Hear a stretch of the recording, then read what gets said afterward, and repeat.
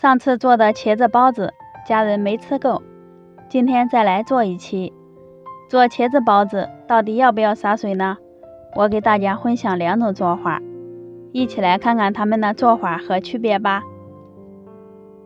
还是先来和面，盆中倒入500克面粉，加入5克酵母粉，搅拌均匀，倒入270毫升的温水和面，边加水边去搅拌，这样呢更好把握面团的软硬程度。搅成面絮状，再下手揉成面团，一直将面团揉到光滑细腻，盖上锅盖，醒化到2倍大。今天我买的是绿皮茄子，先把顶头切掉，再对半切开，然后切成厚一些的茄子片，切条之后切成小碎丁，分别把茄子丁装入2个盆中，在其中的一个盆中加入适量的盐，充分翻拌均匀，腌制10分钟，杀出茄子里面的水分。准备2个洗净的青椒，切段以后切成丝儿，改刀切成小碎丁。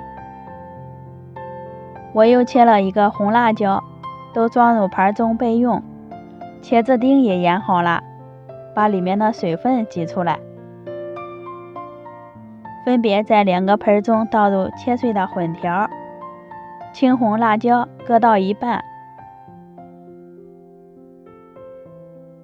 最后倒入葱花，然后淋上烧好的热油，激发出葱花的香味儿。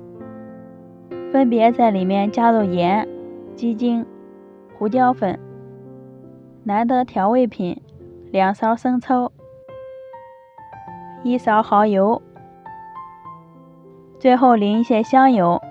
全部加完以后，先放在一边备用。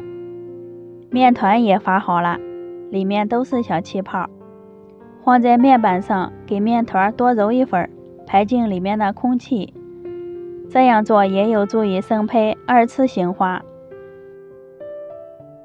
搓成长条，切成大小均匀的面剂，拿一个面剂擀成边缘薄的面皮，接着把馅料搅拌均匀就行了。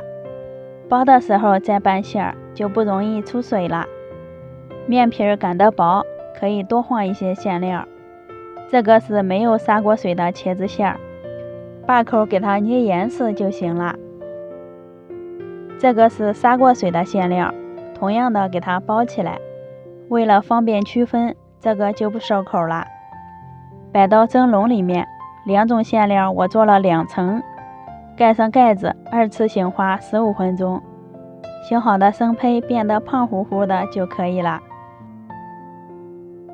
开大火烧开，蒸上15分钟，关火以后再焖上5分钟，即可打开锅盖。哇，太香了！咱们的茄子包子就做好啦。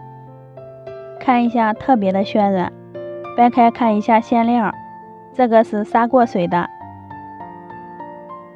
这一个是没有撒过水的。2种馅料我都尝了一下，没有撒过水的馅料吃着口感更加软烂滑嫩，趁热吃区别不是很大，但是凉了以后，没有撒过水的茄子口感会好很多。这个也是根据我个人口味尝过之后得出的结论，不知道你会更喜欢哪一种呢？今天的视频就分享到这里啦，我是娟子，咱们下期见。